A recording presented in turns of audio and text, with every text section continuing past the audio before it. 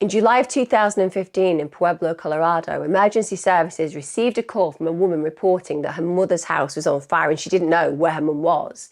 The call took an absolutely tragic turn when the distraught caller realised that it was actually her mother that was on fire. Upon investigation, it was found that 77-year-old Susan Hernandez had been killed before being set ablaze. DNA evidence under her fingernails led investigators to 5 potential culprits. Shockingly, each suspect was the close relative of Susan.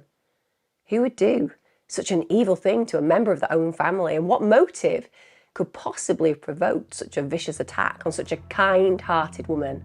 This is the heinous murder of Susan Hernandez, a beloved mother and grandmother.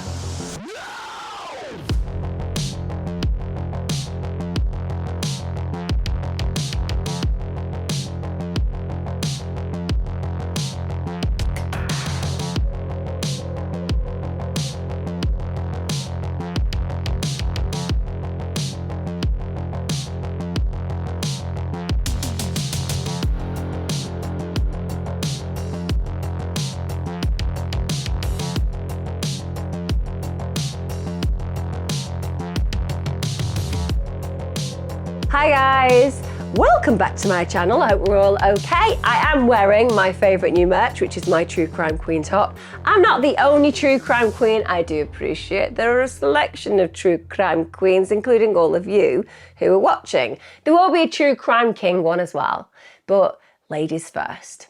Chivalrous. That's what we would suggest that kind of action would be. Today's case is one which will take your breath away because genuinely it just reminds you that you can sometimes live amongst people that are meant to love you, but actually have the most evil intent towards you. But more than that, life is incalculably important. It's priceless beyond measure. The people that we live in our lives, you could get offered £100 billion, and if that offer was there, but the cost was it would harm one of your family members, you would refuse the money. You don't even have to think about it. There's just like this connection. It's an indelible link of love. So when you look at how money can ever play into the death of somebody that you should love, it really does suggest there is something so deeply sociopathic, psychopathic about the individual who's willing to put a price on life. And this case absolutely examples that. Let's talk about Susan. Susan Hernandez was loved by everyone, genuinely. She's a matriarch. She had a big family. She was essentially the head of that family, and she was adored by her family. She was born on October the 9th, 1937. She'd been married to Carlos Hernandez. They were very, very long time lovers and partners. He was known as Chuck. They had 7 children together, and that means that they brought those children up in a very busy household. I'm sure times would have been difficult, but they were a united front throughout. She had a son, Charles, and 6 daughters, Vanessa, Katrina, Brenda, Lisa, Rhonda, and Patrice. They actually had 15 grandchildren as well, and 10 great-grandchildren. When I think about that kind of picture, and I'm sure many of you out there, when you also conceive of that, some of you will indeed actually have 15 grandchildren and lots of children yourselves. But for the most part, when you think about a family that has such a huge amount of individuals within it, but are also very close, because that's how it was in Susan's family. They were all close to each other. It just talks about success when we think about life, because belongingness and connectedness is so powerfully important. And when you've managed to create and craft a life surrounded by people that you helped to create, that must be so fulfilling. And they genuinely got on very well. Susan was apparently a really family-orientated individual, and her children and her grandchildren and her great-grandchildren literally meant the world to her. She was known to attend her grandchildren's baseball, softball, basketball games, etc. And the family described her as being their biggest fan. It takes great effort when you have so many grandchildren to actually be the kind of person who constantly attends, but she was there she really was the biggest fan. By all accounts, from what I've read and what I've listened to and the interviews I've also heard, she was considered just this all-round loving, supportive, wonderful mother and grandmother. And I know that when you look at somebody's face, when you don't know them, you're making assumptions about them, but there is just something so kind. Her smile is so friendly, so warm, and some people do just wear their inner characteristics on their face, and she, I believe, is one of those people. Her daughter Brenda said that she was an absolutely beautiful person. She was very religious. She had a really strong faith in God, and she was said to pray often. She attended Mount Carmel Church all her life, so she'll also be very embedded in the local community and the local faith community. And again, there's a level of devotion about who she is, both to God, but also to all the people that she adores in her world, which is a family. Now, in January 2015, she went through a really sad event because Carlos, her husband, died. He was 81 years of age. And you can imagine when you've been married to somebody for 59 years, and that's how long they have been married, 59 years, it is going to blindside you. It's going to leave you heartbroken. They had overcome what so few of us these days in modern life overcome, which is to actually stay together in spite of the problems and the issues that arrive in life, because it can be stressful, particularly when you've got a big family, but it didn't break them down, it just united them further. So she goes from having been with this man who she spent the vast majority of her life with to just having him vanish. And that's how it feels. When we lose somebody, it's like they vanish. Carlos had apparently lived a really long, fulfilling life. They'd had a really happy marriage. They'd had a really good family life. So it makes sense that Susan's going to go through a period of grief. Coping with his loss will be a struggle. But the other thing that I think we don't always talk about in relationships is the fact that we tend to take on certain roles. People out there are like, everything should be 50-50. Well, it isn't. And I'll tell you why it isn't. Because if you give me a flat pack piece of furniture to build, I will build it. And my clothes will fall out of it. Because it doesn't matter what instructions are presented before me. I have no talent in such areas. My husband won't even look at the instructions. He'll be like, I'm going to freestyle this, and it would be perfectly done. Same as I like to do the cooking. I just like it, and I'm pretty good at it. I'm not saying I'm somebody who could make it on any TV shows. I mean, I could, but I'd be thrown out in the first round. The point is, I like it. He likes the fact I cook for him. He takes the bins out, does all of the DIY. We have roles. If he died, I would not know how to get into my banking system. It's not that we don't make decisions over money. It's that he's encrypted everything to such a point where it's safe. But unfortunately, I don't know any of the passwords, and so on and so forth. We have roles in our world. So when you've been with a partner of that length and they die, that partner will have done things for you and with you that ultimately they'll have taken control over, and you will have equally done that in other areas and aspects of your life.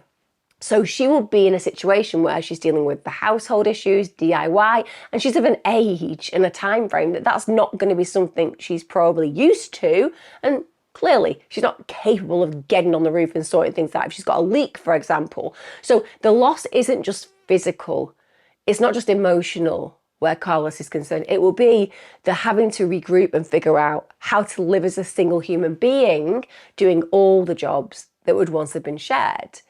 So she will be going through a period of grief whilst she's also having to regroup around what she's meant to do in her world. And that will be very stressful, scary, and sad. Bear in mind as well, all of her children have grown up and moved out. So even though they're really supportive, and in fact, one of her family members literally loves to cross a road, the truth is she's still facing life in a very new and different way. And she does have a dog that she loves very much, but nonetheless, aside from that, she is by herself. Now, Katrina, one of her daughters, she would speak to her mother every single morning without fail. So when you've got those habits, and then suddenly the habit is broken, it's concerning. So on the 29th of July 2015, she just can't get through to her mum. tries a few times, but Susan doesn't answer the phone. Now, this is really unusual.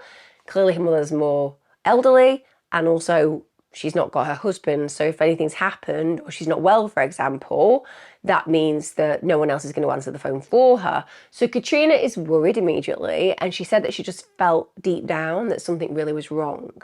And it really does speak of a really beautiful relationship when that daughter gets in the car and drives 45 minutes to her mum's house. So she's not taking any chances.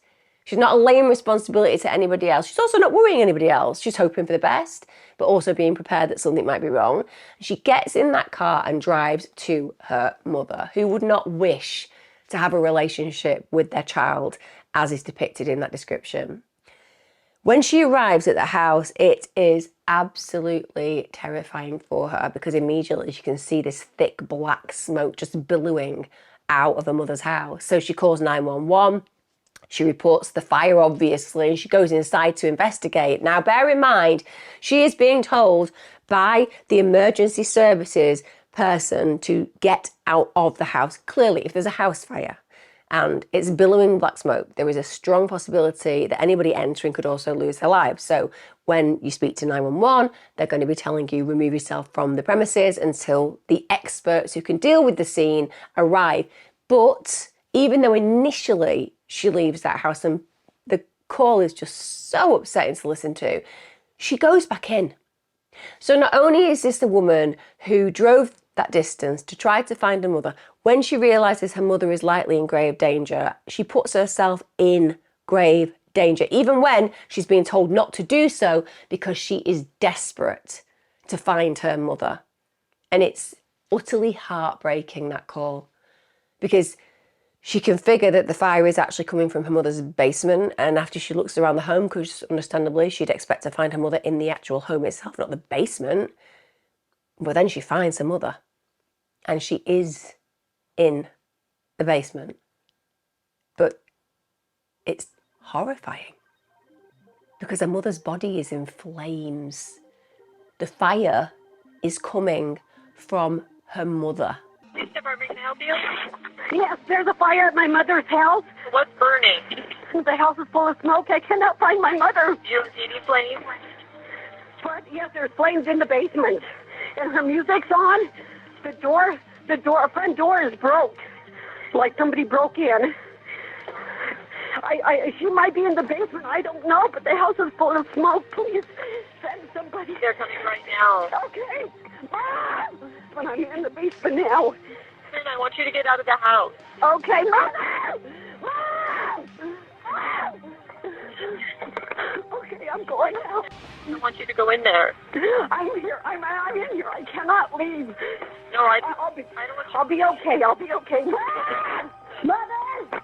God, can they check the basement as soon as they get you? I'm afraid she's down there. Mother!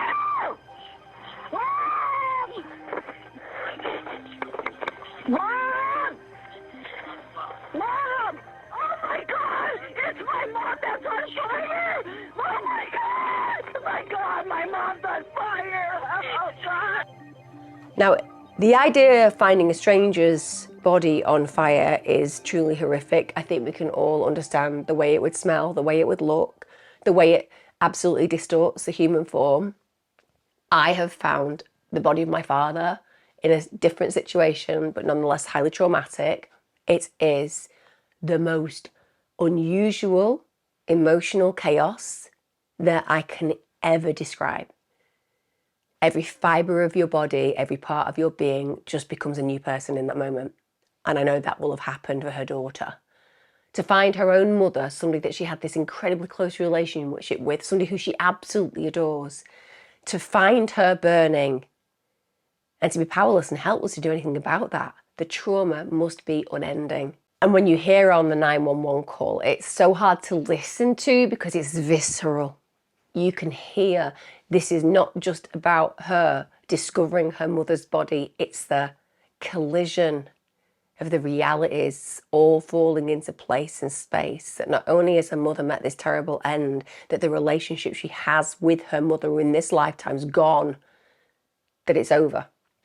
And no matter how she was feeling driving to that home, no matter what that intuition was, that maybe her mother was in danger, she could never, ever have conceived that this is what she was going to walk into. The police get called quickly to the scene along with the fire brigade, and they do notice pretty early on that there's indications of a forced entry into the house. And then when they look at Susan's body, they know straight away this isn't a fire. They're dealing with a homicide. It's absolutely clear that, yes, her body has been set fire to, because what they want to do is essentially try to disguise how she's died. But that's just them trying to cover the tracks, because they can see around the body is blood spatter. So they can know that whatever happened to Susan has nothing to do with the fire. It's to do with what happened before the fire. And they can see as well the back of her head has had serious injuries. A police dog that was also brought to the scene also alerted that an accelerant had been used around her body. So now they know the fire is a cover-up for the actual murder.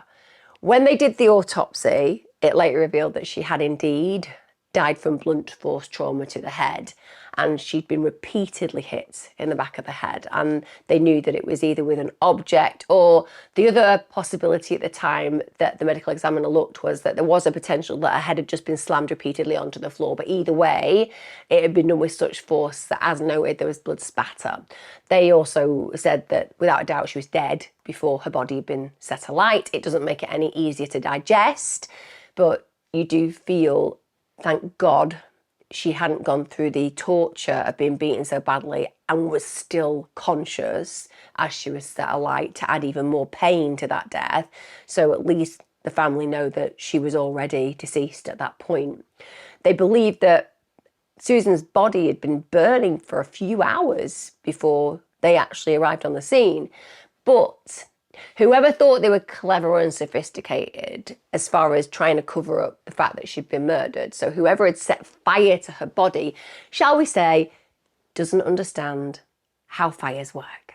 So they obviously didn't pay attention in their chemistry class. Because the thing about fire is, as you and I know, you need oxygen.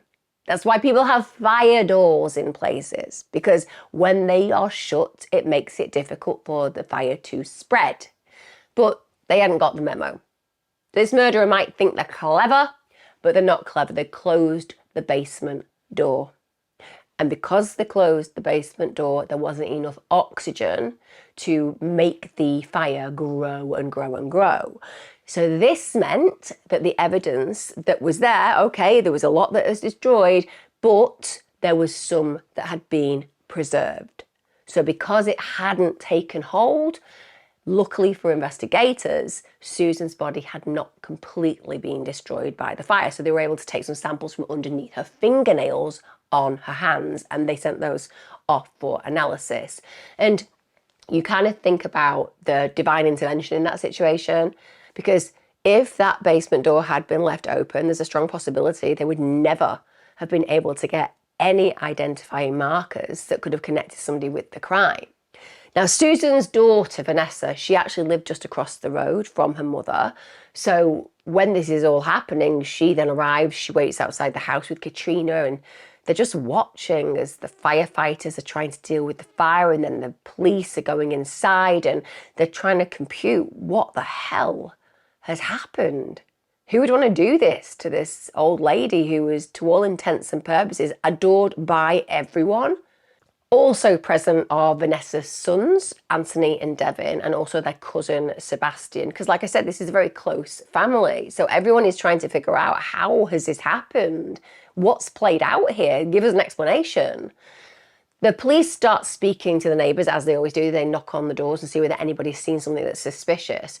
And when the Susan's neighbours are actually interviewed, one provides the lead and says, listen, I did see something. I saw a dark blue car that had basically been parked near the house that morning. Also, another neighbour had said, yeah, I saw a man and he was walking between the house and a nearby river. And only when asked the question did they suddenly think, well, maybe that is suspicious. But these are the kind of leads that are being brought up. This same individual said that they had also noticed that Susan's light had been on overnight. And they said that was unusual for her because she was never normally up late. So that starts to indicate, okay, So when was she killed?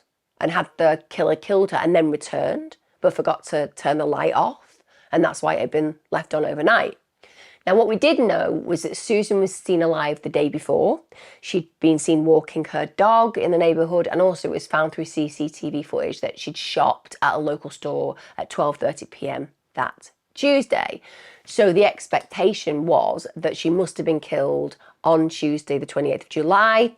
And the way that they estimated the death was they expected that it had occurred between 12:30 and 3 p.m. because it's around 3 p.m. that she stops answering any phone calls that day. Now, the family members who've gathered outside, all understandably distraught, all blindsided by the fact that they are dealing with the murder of somebody that they love dearly. So they're confused. They all get brought to the station to be interviewed, and Detective Raymond Purvis interviews one of them, a guy called Anthony Sena, that's Susan's grandson. Now, he says, yeah, I did see my grandmother quite recently. I saw her on the Monday, so that was 2 days earlier than when they found the body. He said, everything was good when I left.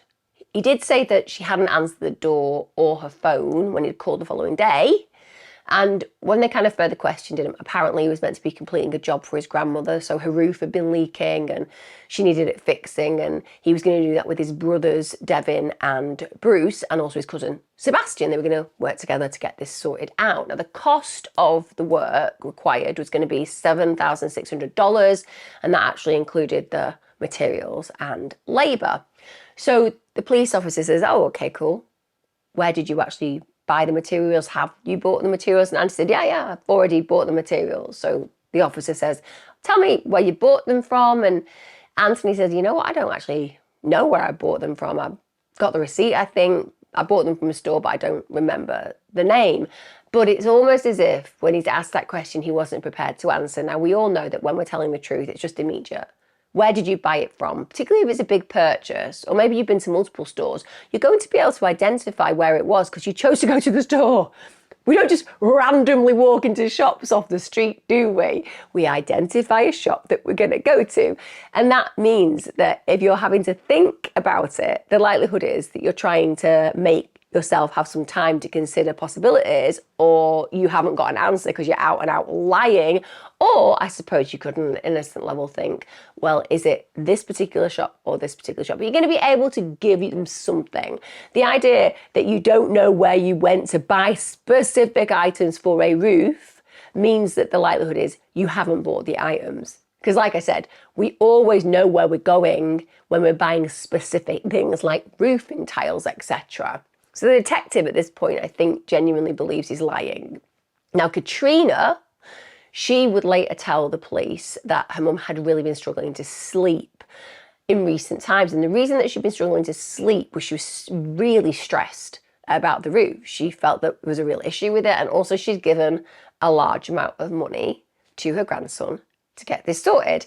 And I think one of the big difficulties in families is one of the reasons that we give money to people that we love is because we genuinely think that we can trust them. But the problem is when they fail to come up with the goods, when they fail to actually go through and do what they've promised, asking for it back can be so super tricky. Often you haven't got a place of contract because you don't think you need to contract your family members. And then when they stop doing what they're going to do for you, ultimately you don't have any legal recourse on the whole. But also it can be really challenging to just have those conversations. If it's somebody who you've employed to do a job and they don't do it, usually you can be sending them nasty emails, leaving them a bad review, doing things that cause them to respond and sort out whatever it is they need to sort out. But when it's a family member, it's really, really awkward. There's that saying, never a lender nor a borrower be. And certainly the suggestion that lots of legal people say is don't lend money to family members unless you have something written down that gives you legal action possibilities should they fail to do so, but also evidence is what they're meant to be doing. She won't have done that. She's given the money to her grandson, hoping that he and the others are going to fix the roof, and it hasn't happened. She's given all this money away and the job hasn't even been started. Now, it seems that she'd started to get a bit tired of this. She was repeatedly asking for the money back, understandably, because if you're not going to sort it out, I'll ring somebody else and get them to come and sort it out. Now, before the police actually started to interview him, he was alone in the interrogation room. Now, the camera was turned on, and you can see that he's looking at the camera, and when he sees it, he moves on to another chair, and then he makes 2 phone calls. The first, he's going on about how he's really upset because his grandma's been murdered, going on about how he can't believe that anybody would do this to her, and clearly that would make sense. We would certainly feel that way. I would say he does not sound, in my mind, very overwhelmed and emotional. Also, whilst they're doing this interview, the police have it brought up by him that he has had previous issues with the police. So he'd actually been to prison. He'd been to prison for stealing, vandalism, and for armed robbery, which, when it comes down to crimes, armed robbery is pretty flipping serious, isn't it? And the mindset of somebody who carries out an armed robbery is deeply questionable. The personality traits of those kind of individuals are deeply worrying. Now, like I said, he brings this up unprompted during the interview. And I guess that if you want to seem innocent and you've got nothing to hide, that can work in your favour. Listen, I have been A, B, and C. Therefore, I want you to know about this because I don't want to keep anything hidden. It can also be used, though, as a tactic to suggest innocence, because the belief is, oh, if I tell them this about me, they're going to think, hey, this guy's super honest. He doesn't need to tell us this stuff. But he is doing because he wants to make it clear he's had no involvement in this crime, even though he's had involvements in other crimes. She was killed, dude. Yeah. My auntie said she found her. She's on fire in the basement. She had all that money, too. I wonder if she tried talking to somebody else to do the roof, or, like, I don't know. Why? I don't see why, you know what I mean? I have no, I'm just kicking it. Sit here, waiting. It sucks, bro. I don't even think of doing something like that to her. How you doing, man? Have a seat right here. Well, first off, man, I just want to say I'm very sorry for the loss. It's crazy. She was nice to everybody. Oh, she did. She loved everybody. All right, well, I'll tell you what, man. Let's just go back and I guess start from when's the last time you saw your grandma? Last time I seen her, I think it was Monday, because I was gonna get the roof material on Tuesday. So Monday I stopped by, talked to her for a few minutes. So Monday, today's Wednesday. Okay, so then basically Monday you saw her then. What happened? Then we talked technology for a little bit. That was it. I left and everything was good. What's the total job going to cost? The total job was going to be 76. Pardon me for all the questions, man. I don't have to ask a million. You know what? If I could help you find whoever did this, I don't care. Have you purchased the materials? Yeah, the materials already purchased. Where'd you purchase the materials from?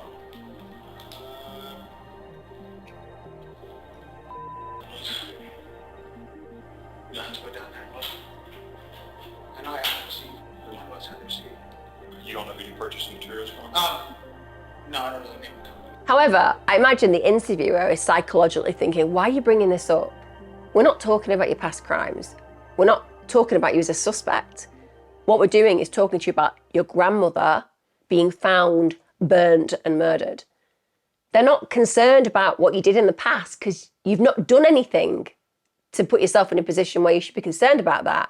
Clearly, if you're being talked to about what could have happened to your gran, that's where the concentrated efforts are, not please explain your history and please explain why we would be looking at you potentially as a suspect. Because if you're bringing in your prior, it's because ultimately your mindset is they are going to be looking at me for this crime. Why would you even be in that mindset? If you've just lost your grandma in this horrific way, all you're going to be thinking about is your grandma. Who could have done it? What you're going to do to them? And so on and so forth. You're not thinking about self-protection. You're not thinking about entering information that's irrelevant to try to justify that you're not a bad person in this situation that's being dealt with right now. Your suspicion should not be, yeah, there's probably a strong likelihood they're going to be looking at me and thinking I'm the guilty party. If you're innocent, you're innocent. You've no case to answer and you've no worries to have. But he brings this up unprompted, and then he becomes super defensive when Detective Purvis is asking the obvious question, which is, did you have anything to do with your grandmother's death?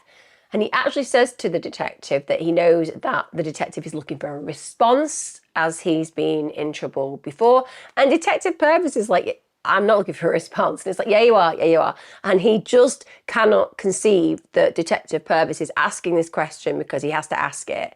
The way that he is acting in that interview is as if Purvis is trying to catch him out and that he's already ahead of the game. He knows that this guy wants him to say, do, or act in a certain way, and he wants the detective to know he's not falling for it. Again, no one innocent in the world of innocence is going to do that. You're not interested in your own needs in that moment in time. You're not interested in the attitude of other people. You're interested in what has just played out. Now, he does let them look at his phone, and when the detective actually leaves the room, he's even sick in the rubbish bin, and he's also muttering the words, I shouldn't have. It's very odd behaviour. Then the detective comes back in, and basically he asks if he was at his grandmother's house that morning, and he says no. But what he does admit to is going to his mother's around 6:45 a.m. So you reckon that he called at his mum's at that time. She lives across the road directly from his grandma. But even though this puts him at the crime scene, one could argue, well, it isn't unusual to go and visit a parent. My argument would be 6:45's pretty early. I mean, if you're picking me up for work, it's fine. But just going to throw it out there, 6:45 a.m. is a weird time to visit your mum. I'm sure there'll be some of you out there going, I do that. I visit my mum for breakfast. She makes fabulous pancakes. But for most of us mere mortals, it's an odd time to visit. 6:45 p.m, that seems reasonable. But again, he's saying he was there, and that's clever. Because in his mindset, he's thinking, well, if I'm at the crime scene legitimately at that time, you can't pin me for actually committing the crime. Because what I'm saying is, yeah, I was absolutely there, nothing to hide. I was at my mum's, at least I called at my mum's. So this is what he suggests, that, yeah, he was present in the area, but he has nothing to do with the crime itself. Goes back to the police station the next week, as do the family members, and basically they take the fingerprints because they want to make sure that they can exclude people from their inquiries.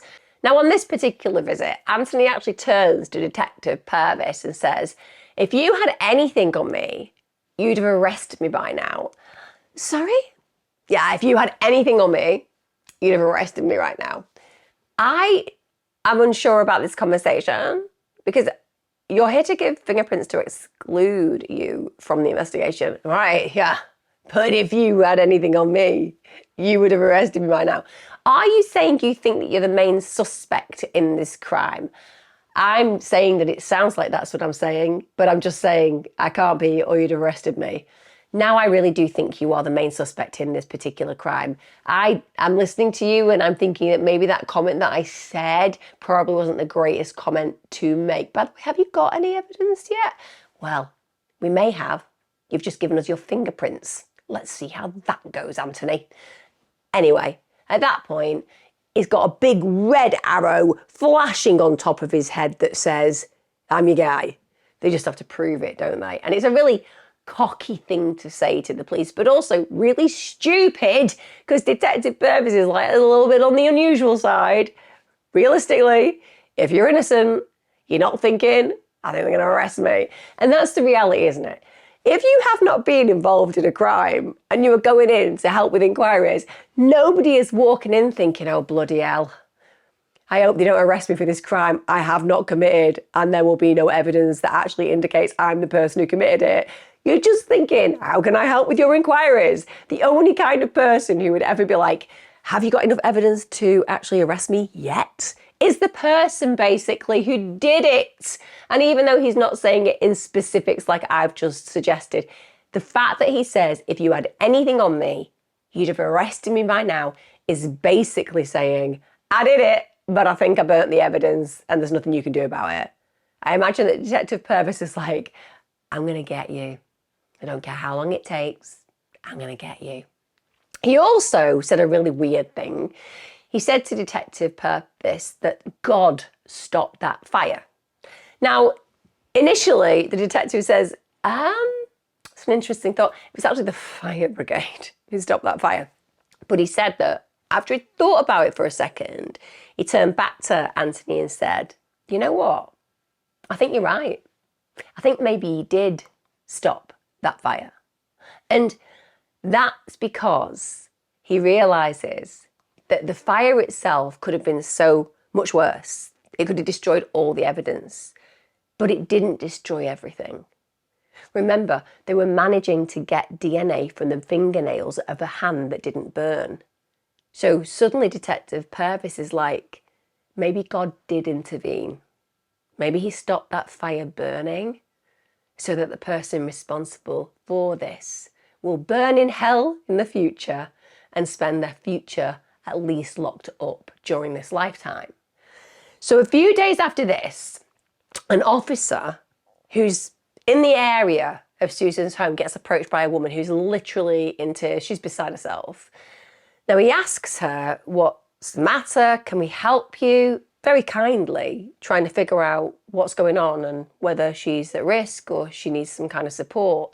And she actually says, I can't say anything, he'll kill me too.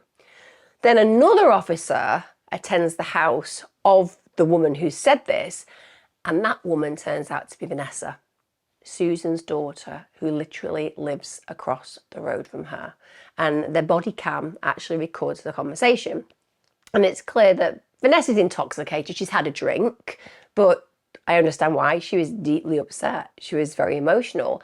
And she actually says that she's going to end up like her mum if she mentions anything to the police.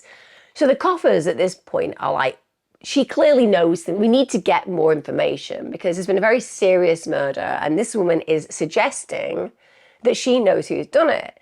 But Vanessa really doesn't want to tell them at this point. She says, he's a psycho, he's a fucking psycho, I knew he killed my mum. And she says all this on body cam video, but she refuses at that point to actually name who she believes killed Susan.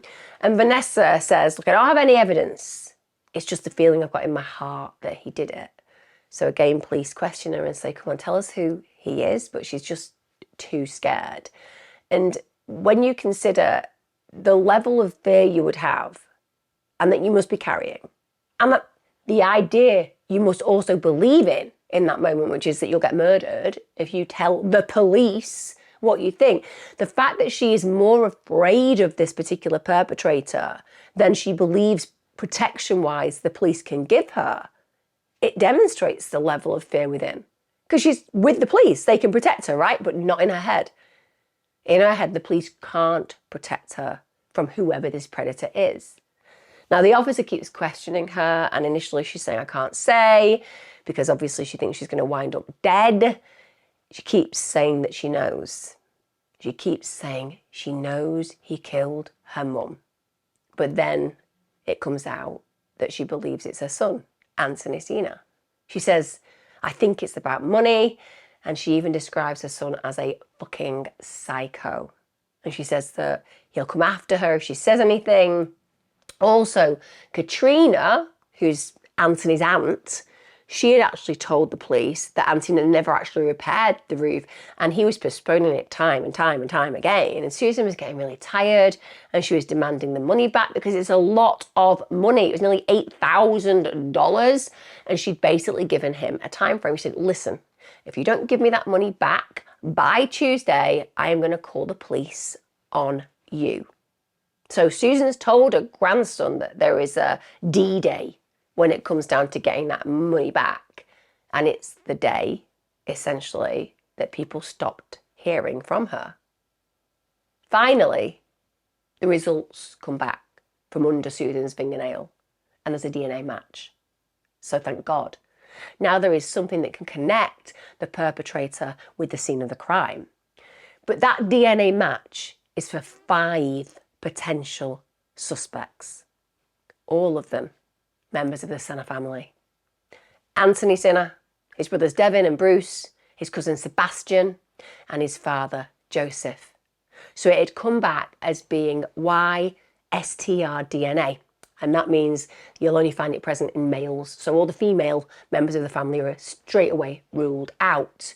But now they've got this critical piece of information.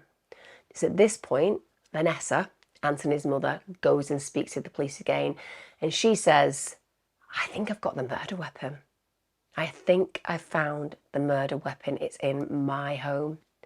She'd actually discovered a hammer in her kitchen. And it wasn't one that she recognised. And she thought, this is probably what killed my mother. They take the weapon in for evidence. They run tests on the hammer, but they found absolutely no evidence that connected it to the crime. But what we know is it seems that Anthony was the guilty person even at this stage. Bear in mind, just put together what I've told you so far. We've got this ludicrously suspicious behaviour when he's interviewed. Also, his own mother literally believes that it was him. And investigators, piece by piece, begin to rule out the other Sena family members who had been potential suspects because they all had alibis, and these alibis were supported by phone records and witnesses. Detective Purvis said that it was absolutely evident to them that Anthony was pretty much the lone person on this case. And whilst you can't always judge somebody's history in their future, what we know is past behaviour often is a predictor of future behaviour. When Anthony was growing up, he was a problem from day one. His behaviour was really an issue-based thing that the family had to deal with from the get-go. The people in his family said that from the age of about 11, he was usually tagged. You know, he would be somebody that they wanted to keep tabs on because he was a problem individual, but that he was like super proud of it. He wasn't somebody who shied away and was ashamed of his actions. He lent in. He liked being seen as a negative influence. So because of that, clearly he is somebody that's going to stand out where the case is concerned. Also, one of the things that was intriguing about this case is when the police asked Anthony early on about why he thought that his grandmother might have been in a situation where she ended up dead, he mentioned that she used to keep money, quite a substantial amount, in a particular case, and they couldn't find that. But they did eventually actually find that particular locked up case, and they did find the money in it. But I think the reason that he was introducing that is because he's suggesting he knew that she had money. So if he'd really wanted her dead because of money, he could have just gone and taken that money and then burnt her, therefore benefiting again. But equally, if he knew he was going to get into serious trouble because he needed to pay the money back that he clearly didn't have anymore, so he kills her, he wants to seem as if he is aware of other money in that property that he could have taken, and therefore he didn't, which means he hadn't killed her because it wasn't motivated by money, because obviously there were other options for him to get even more cash from her should he have wished to. But like I said, the police understand that this is again just another way of trying to seem innocent when he's clearly guilty. Now, a member of the public also comes in because they bring some cards, which included an ID card that belonged to Susan. So that gets turned into the police. They'd been discarded on a side road. Now, unfortunately, they couldn't actually find any fingerprints on the cards. But what they did do was they looked at Anthony's phone records. And unsurprisingly, Anthony had been found to go very near where the place of the cards were found. So he could easily have dumped them there. Also, Anthony's daughter. And it's so interesting when we think about our lives because we often fail to remind ourselves that people around us see things. You know, we can be acting in a certain way, seeming in a certain manner, dressing in certain clothes. We can do all these things and think that we are totally getting away with it. And yet there is something about us that another human being notices. We haven't even noticed it about us, but they notice it about us. People are so perceptive, particularly if there is something different about you. And Anthony's own daughter had actually spoken to the police and made a comment that really did potentially incriminate her father. She'd said that on the day that Anthony had spoken to his grandmother, she'd seen that her father had some blood on his ear. So now We have a scenario where he was literally covered in the blood of the woman that they strongly believe he killed. Now, on December the 15th, 2015, this is just over 4 months after Susan's been killed, he's arrested. He's charged with a murder at this point, and basically the main motive they think there was for the crime was the money. She'd given it him, he'd spent it, she wanted it back. She told him there was going to be consequences if he didn't give it back, and essentially he was in a situation where he felt that he needed to get rid of her so he hadn't got to deal with the consequences. So she'd given him 2 separate checks, one for the materials required, one for the labour. She wanted that cash back. The job hadn't been started, it hadn't been completed. So she was in a situation where she was like, I need to get this sorted. And so for just under $8,000, she was murdered. Like I said at the very beginning of this video, it is inconceivable to me to ever put a price on human life, but the idea that somebody would think that somebody who had brought them into this world, because as his grandmother, that's what happens. She creates his life by giving birth to the mother that creates him, and so on and so forth. The fact that he can see this web of love that has cloaked him all his life, supported him in spite of his struggles, that is worth $8,000, that killing her for that cash seemed rational, worth it.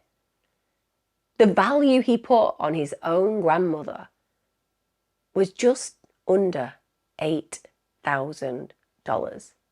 And think about the kind of psychopath we're discussing here. That he would rather murder, terrify, horrify in her final moments this woman who had trusted him enough to believe that he would come good on his promise with the money or the work. So clearly she loved him. Clearly she trusted him in spite of his past. He would put her through such a torturous, terrifying death simply because he couldn't give her the money back. As opposed to just admitting it. He didn't just want to write off his debt. He wanted to write off her life. Just under $8,000. And that felt like a more realistic journey to go on than actually just admitting he couldn't give her the money back. Killing her felt more palatable. You don't get to be more of a stone cold killer than that. Now, during the trial, Anthony's defence basically argued that the police had focused on Anthony from the offset. Yes, they did. Sorry, you know when the defence come in and do this, and they're like, you know what? It's not fair. Sorry, why is it not fair, Mr. Defence Barrister? Because it's not fair that the police decided that he was the main suspect from the get-go. That's because he was the main suspect from the get-go. But I'm saying it's not fair. They should have looked elsewhere from the get-go. Yes, but they didn't need to because they knew it was him from the get-go, so why bother wasting police resources? Well, because we have a very poor defence, and therefore this is the defence that we're going with. It might be that he seems like the obvious suspect. He may have implicated himself in many different ways. He may also have been the person seen with her blood on him and was so scary that his own family knew that he'd done it but didn't dare tell the police. But even though all those things may be true, we're saying, did they look enough at other people? Yeah, and we're saying, we don't care. We had our suspect. We found out who he was. We followed that lead and it turned out that he was our guy.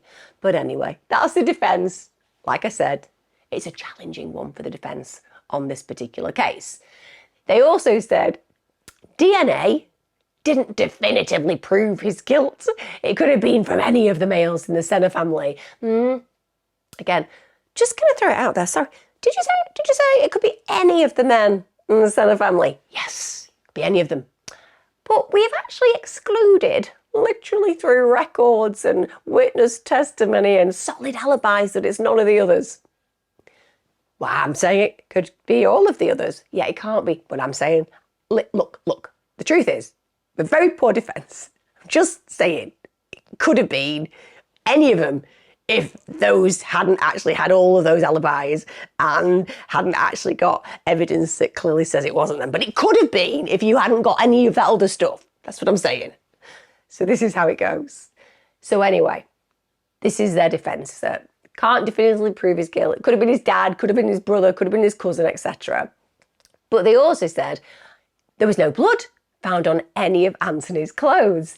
Right, I'm not sure that's a very strong defence, because basically I'm going to just imagine for a minute, why would there not be any blood on the clothes? Oh, because he could have thrown them away? Could he throw them away? Could he burn them somewhere as well, maybe? I mean, the idea that, well, this person definitely didn't murder that person because can't find any blood with any clothes anywhere. It's like, yes, because the clothes that were worn probably weren't there because they've been disposed of. So the jury go off and deliberate for 4 hours, 3.5 of which I imagine they were discussing whatever television shows they were enjoying. And then Anthony's found guilty on all 3 counts. Of course he is. Now those 3 counts are first-degree murder, criminal attempt to commit first-degree arson and theft. So he ends up getting a sentence of life in prison without the possibility of parole. They actually also gave him an extra 12 years for the arson and an extra 6 years for theft. Not that it was necessarily required. He's never going to get parole. He's going to prison forever. And you know what? It's awful for his family, because knowing that somebody that you love, even though they're problematic, has gone ahead and murdered somebody who you adored, how you manage that psychologically is very challenging. I do feel a sense of relief for his mother, because I think that she must have lived in fear for such a long time. And I can't even imagine the conflict that she felt inside. It's her child who killed her mother, and she didn't protect him. And I think that that's valiant, even though she was terrified of him, even though he was her son. And we so often see parents being willing to lie, provide alibis, allow their child to get away literally with murder, not her. It stained her conscience that this man had the possibility and potential, and she didn't hold back. Yes, initially she struggled to say his name. She struggled to tell them who he absolutely was, because she was terrified for her life, not because she wished to protect him. But I love the fact that she had the courage to just own that and say, I believe that he did this. I believe he was capable. She chose the innocent woman, her mother, her value over that of her own sons. Now, after the verdict, Katrina, one of her daughters, said, I want to thank the jury. She said, this has brought a lot of devastation to our family and has turned our world upside down, every single one of us. My mother meant the world to all of us. She can at least now rest in peace in heaven, knowing that her murder didn't go unsolved. Justice was brought today. She also spoke of the absolute trauma of being the person who found her mother, the fact that she couldn't help her in that moment, the fact that she just felt powerless. She said, every day of my life, every morning, I wake up, I relive that day every day. She was my life. She was everything. I will never forgive him for what he did to my mother. And I've watched her interviewed, and oh God, it breaks your heart, because we all connect with grief. We all connect with grief. We all lose people, or we will lose people even if we haven't. We all endure human suffering where grief is concerned. And people are always going to be connected to the people that they love and lose. And it can provoke really strong emotions 15, 20, 30 years down the line. But when it's traumatic grief, it's like such a visceral reaction, and you just feel it when she speaks. And you see the love and the bond, and the fact that the final images that she has of somebody who brought her into this world and blessed her with the love and granted her with the grace and care and compassion as a parent, the last image she has of her is in flames, is being physically consumed by flames. She has to manage that every moment of every day, and she will have that image when she closes her eyes every single time. It's just something that stains your conscience and breaks you in so many ways, because it's so inhumane to endure it, and it's so outstandingly and astonishingly unusual to actually encounter something like that, that you can't let go of it. It's always present. In an interview, Detective Purvis actually said that Anthony genuinely did almost get away with murder. He said, if the hand had been burned, this case probably and could likely have gone unsolved. He said that the key to catching Anthony actually was that he was the master of his own downfall. It lay in his own actions. So closing that basement door, that was his undoing. That was the reason that he received the punishment for his crime. Susan's obituary read, she knew that her wealth was not material, but rather rich in love from her family and friends. This is something I think that is so powerfully representative of who Susan was. She may not have been a wealthy woman, but she was rich beyond measure when it came down to the people who loved her. She clearly lived a life full of love, full of positive family relationships. It's just such a shame that her last days were spent feeling stressed about her roof and her grandson and the fact that he has selfishly not started it when she'd already given him so much money. It's so sad that she trusted her killer. And this was just not only an absolutely devastating betrayal for her because he hadn't gone ahead and done the work, he'd stolen the money basically. She trusted him enough to let him into her home not knowing that he wanted her dead and that he valued her at less than $8,000. He could happily have just ran off with the money if that was his main concern. Why resort to killing her? And the only explanation is this guy is a stone cold psychopath. No empathy, no guilt, no remorse, predatory in nature, and doesn't care about the consequences for any other human being. Simply lives to serve his own needs. The only positive being, he won't get to serve his own needs outside of his prison cell for the rest of his life. And that doesn't bring her back. It doesn't change what happened. But at least he will live his life wasted. Because a life in prison is a life wasted. So in the end, Susan is his captor. She put him behind bars. So now, she may not be in this dimension, but she is all-powerful. And I hope that wherever she is in bliss now, she shares every single moment with the love of her life. The person she created a world, a family, and a beautiful future that they live together. And I hope that continues now in the big, beautiful beyond. I'd love to know your thoughts on this, guys. If it's not a case you've heard, let me know. How do you feel about the fact that so often the people we think we should be able to trust most are the people that we should be most scared of? See you again next time. As ever, I release my content on a Wednesday and a Sunday. Crime and consistency will always be my channel. See you again next time, guys. Be safe.